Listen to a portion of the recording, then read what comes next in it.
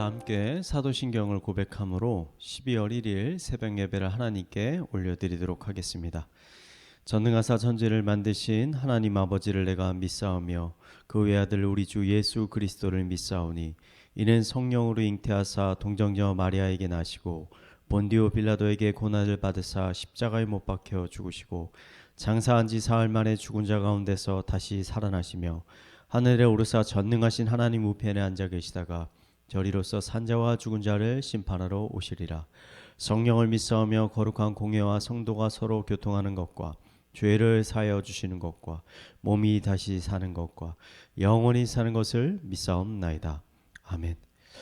이 시간 우리가 함께 나눌 말씀은 사사기 15장 1절에서 20절인데 14절에서 우리 20절까지만 함께 읽도록 하겠습니다. 삼손이 레위의 이름에 블레셋 사람들이 그에게로 마주 나가며 소리 지를 때 여호와의 영이 삼손에게 갑자기 임하심에 그의 팔 위에 밧줄이 불탄 삼과 같이 그의 결박되었던 손에서 떨어진지라. 삼손이 나귀의 새 턱뼈를 보고 손을 내밀어 집어들고 그것으로 1000명을 죽이고 이르되 나귀의 턱뼈로 한 더미 두 더미를 쌓았으며 나귀의 턱뼈로 내가 1000명을 죽였도다 하니라.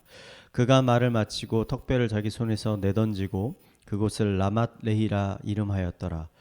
삼손이 심히 목이 말라 여호와께 부르짖어 이르되 주께서 종의 손을 통하여 이 큰 구원을 베푸셨사오나 내가 이제 목말라 죽어서 할례 받지 못한 자들의 손에 떨어지겠나이다 하니 하나님이 레위에서 한 우묵한 곳을 터뜨리시니 거기서 물이 솟아나오는지라. 삼손이 그것을 마시고 정신이 회복되어 소생하니 그러므로 그 샘의 이름을 에낙고레라 불렀으며 그 샘이 오늘까지 레위에 있더라. 블레셋 사람들의 때에 삼손이 이스라엘의 사사로 20년 동안 지냈더라. 아멘.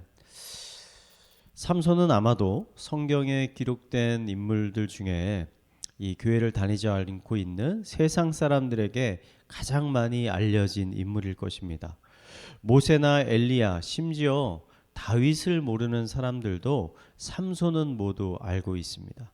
왜냐하면 삼손은 이 세상에서 가장 강력한 힘을 가지고 있던 사람으로 알려져 있기 때문입니다. 아마 삼손과 비견될 만한 인물은 그리스 로마 신화에 나오는 헤라클레스 정도일 것입니다. 하지만 이 헤라클레스는 실존했던 인물이 아니라 가상 속에 있는 인물이기 때문에 아마 이 세상에서 가장 힘이 셌던 인물을 뽑으라면 당연히 우리는 삼손을 뽑을 수밖에 없을 것입니다.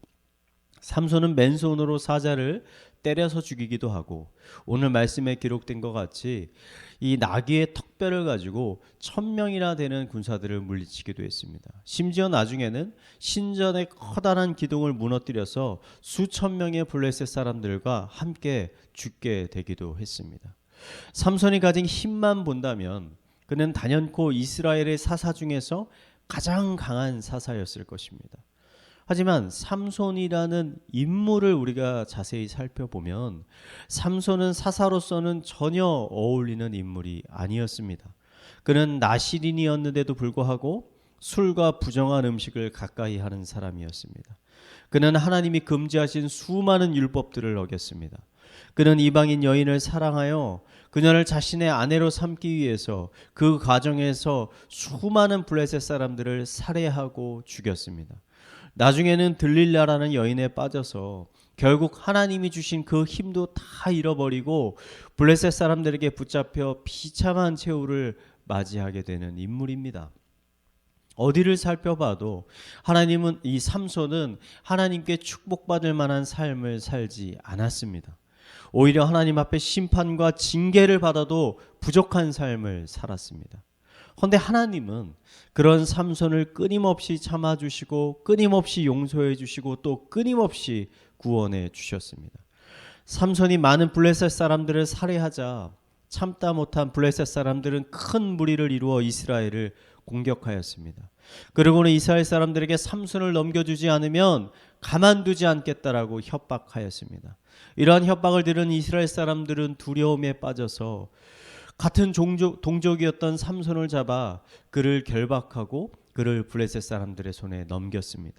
헌데 이때 갑자기 하나님의 성령이 삼손에게 임하면서 삼손을 묶고 있던 그 튼튼한 밧줄이 갑자기 불타서 끊어져 버렸습니다. 이에 삼손은 근처에 있던 나귀의 턱배를 들고 자신을 잡으러 온 블레셋 군인들과 싸워서 무려 1000명이나 되는 블레셋 군인들을 죽이고 말았습니다. 이 전투가 얼마나 극렬하고 치열했던지 모든 블레셋 군인들을 물리친 후에 삼손은 결국 탈진해서 쓰러지고 말았습니다. 모든 힘을 다 써버린 삼손은 온몸이 타들어간 듯한 심한 갈증으로 인해 죽음의 기로에 서게 됐습니다. 삼손은 마지막 힘을 짜내서 하나님께 기도하고 하나님의 도우심을 간구하였습니다. 그러자 하나님께서는 삼손 근처에 있던 우묵한 곳을 터뜨리시고 그곳에서 물이 흘러나오게 하셨습니다. 삼손은 하나님이 주신 이 물로 인해 목숨을 구하게 됐고 이 물이 흘러나온 곳을 에낙고레라고 불렀습니다. 에낙고레는 부르짖는 자의 샘이라는 의미입니다. 저는 이 에낙고레의 사건을 살펴보면서 우리들의 삶도 사실 이 삼손의 삶과 크게 다르지 않다라는 생각을 하게 되었습니다. 삼손은 사사기 13장부터 등장합니다. 그는 처음부터 하나님께 선택받은 하나님의 사람이었습니다. 하나님께 축복받은 사람이었습니다. 그런데 우리가 성경을 13장부터 쭉 읽어봐도 삼손은 하나님께 기도하였다거나 하나님의 도우심을 구하는 장면이 전혀 등장하지 않습니다. 하나님을 예배하거나 하나님의 찬양하거나 하나님께 영광 돌리는 장면도 전혀 등장하지 않습니다. 오늘 사사기 15장에 죽을 위기가 닥쳐와서야 이때야 삼손은 처음으로 하나님께 자신을 구원해 달라고 지금 기도하고 있는 것입니다. 삼손은 왜 여태껏 하나님께 전혀 기도하지 않다가 오늘에서야 지금 하나님의 도우심을 구한 걸까요? 지금까지는 자신이 가진 힘으로 얼마든지 자신의 삶을 잘 살 수 있었기 때문입니다. 자신의 능력에 대한 자신이 있었기 때문입니다. 그 능력을 누가 주셨는지에 대해서는 전혀 생각하지 않고 현재 자기가 가지고 있는 모든 것들을 자신의 것이라고 생각하고 있었기 때문입니다. 그랬던 삼손이 자신의 능력으로는 결코 해결할 수 없는 문제를 만나게 되자 결국 그곳에서 하나님께 무릎을 꿇게 되었던 것입니다. 그런데 여러분 한번 생각해 보시기 바랍니다. 여러분이라면 이러한 삼손을 도와주고 싶겠습니까? 이스라엘을 구원하라고 이 세상에서 가장 힘센 사람으로 만들어 주었는데 이 힘을 주신 하나님께 감사하지도 아니하고 그 하나님께 영광을 돌리지도 아니하고 하나님이 주신 사명에는 아무런 관심이 없고 오직 하나님 자신의 성적인 욕망을 채우기 위해서 이것저것 돌아다니면서 폭력과 살인을 일삼았던 이 삼손이라는 인물을 여러분이라면 도와주고 싶겠습니까? 저라면 절대 도와주지 않았을 것입니다. 오히려 쌤통이다 하면서 그의 간구를 외면했을 것입니다. 하지만 오늘 말씀을 보니까 하나님은 삼손의 기도에 응답하셨습니다. 샘을 터뜨려 그의 갈증을 풀어주시고 그에게 새로운 생명을 허락해 주셨습니다. 여러분, 이것이 바로 복음입니다. 은혜를 받을 만한 자격을 전혀 갖추지 못한 자들에게 주어지는 은혜, 이것이 바로 복음인 것입니다. 하나님은 우리가 구원을 받을 만한 자격이 있기 때문에 우리를 구원해 주신 것이 아닙니다. 우리는 하나님 앞에 삼손과 같은 죄인이었습니다. 바울은 로마서에서 우리가 얻은 구원을 다음과 같이 표현합니다.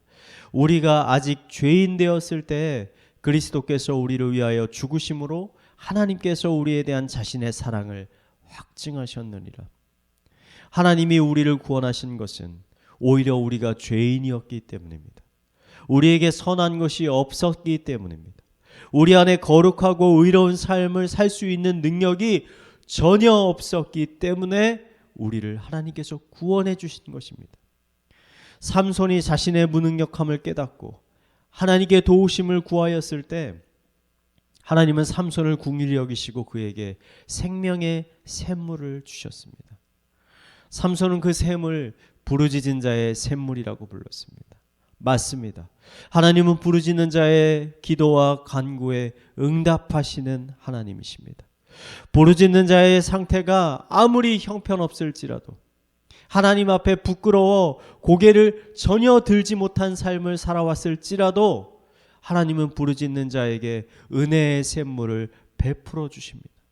왜냐하면 하나님은 주의 자녀들을 사랑하시고 공의를 여기시고 은혜를 베푸시고 노하기를 더디하시고 인자와 진실이 풍성하신 하나님이시기 때문입니다. 저는 이 아침에 우리 모두가 이 삼손의 심령을 가지고 하나님 앞에 나아가기를 간절히 소망합니다. 하나님은 구하고 찾는 자에게 은혜를 베풀어 주시고 은혜의 문을 두드리는 자를 그냥 돌려보내지 않으십니다. 부르짖는 자에게 은혜의 샘물을 터뜨려 주시는 하나님이십니다. 오늘 기도하는 이곳이 또 다른 에나꼬레의 샘물이 되게 하여 주시옵소서. 하나님이 주시는 풍성한 구원의 생명수를 마시는 은혜가 이 시간 가득하게 되기를 마지막으로 축원을 드리겠습니다. 이 시간 우리 한번 말씀을 묵상하며 기도했으면 좋겠습니다.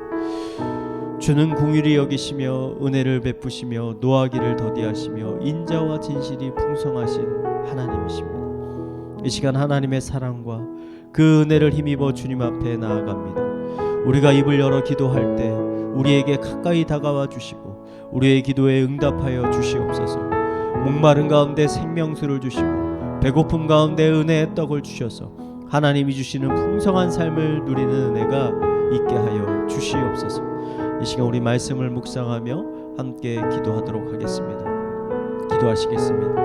하나님 아버지, 이 시간 하나님 앞에 우리의 모든 것들을 내놓고 주님 앞에 나아갑니다. 아버지, 우리 안에 선한 것이 없고 우리 안에 거룩한 것이 없음을 주님 앞에 고백하며 나아갑니다. 우리의 능력으로는 아버지 거룩한 삶을 살 수 없음을 고백하며 나아갑니다. 하나님의 은혜를 베풀어 주시옵소서. 우리를 향한 하나님의 놀라우신 은혜가 무엇인지를 깨닫게 하여 주시옵소서. 우리가 하나님을 구할 때, 하나님의 은혜를 찾을 때 우리에게 은혜를 베풀어 주시고 하나님의 은혜의 문을 우리가 두드릴 때 문을 열고 우리를 만나 주시옵소서. 우리에게 가까이 찾아와 주셔서 우리의 아픈 상처를 만져주시고 흐르는 눈물을 닦아주시고 아버지 배고픈 이 배와 목마른 갈증을 주님께서 은혜로 해결하여 주시옵소서.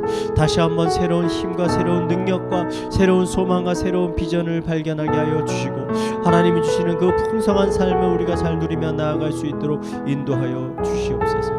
이 시간 이어서 교회를 위해서 함께 기도하겠습니다. 우리 교회 예배를 위해서 특별히 기도하겠습니다. 특별히 지난주 수요일부터 수요 예배가 다시 현장 온라인 예배로 드려지게 됐습니다. 함께 모여 하나님을 찬양하고 기도하는 가운데 하나님 더 큰 은혜를 부어주셔서 예배에 참석하는 모든 성도님들이 하나님의 놀라운 영광과 능력을 경험하게 하여 주시옵소서.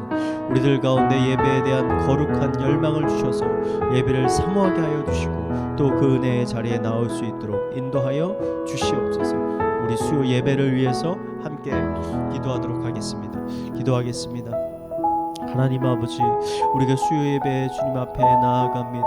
우리가 2년 만에 다시 함께 모여서 주님께 예배를 드리게 되는데 아버지, 우리가 한 마음으로 주님 앞에 나아갈 수 있도록 하여 주시옵소서. 갈급한 마음을 가지고 뜨거운 열망함을 가지고 하나님을 만나고자 하는, 하나님을 찬양하고자 하는, 하나님을 경험하고자 하는 뜨거운 열망을 가지고 나아갈 수 있도록 인도하여 주시옵소서. 우리가 함께 모여 하나님을 찬양하고 기도하고 찾을 때 아버지 하나님의 거룩한 성령을 우리 가운데 충만하게 부어주셔서 하나님이 멀리 계신 것이 아니라 하나님 우리 각 사람에게 가까이 계시고 우리 각 사람의 기도에 응답하여 주시는 하나님이시라는 것을 깨닫게 하여 주시옵소서. 은혜를 베풀어 주시는 하나님, 다시 한번 회복시켜 주시는 하나님, 우리에게 꿈과 비전을 주시는 하나님, 어두움 가운데 등불로 밝히시는 그 하나님을 우리가 수요 예배 가운데 경험할 수 있도록 인도하여 주셔서 더 많은 성도님들이 아버지 그 수요 예배에 나와 하나님을 찬양하고 하나님께 기도하는 시간 될 수 있도록 인도하여 주시옵소서. 우리 마지막으로 가정과 사회와 개인의 기도 제목을 가지고 기도하도록 하겠습니다.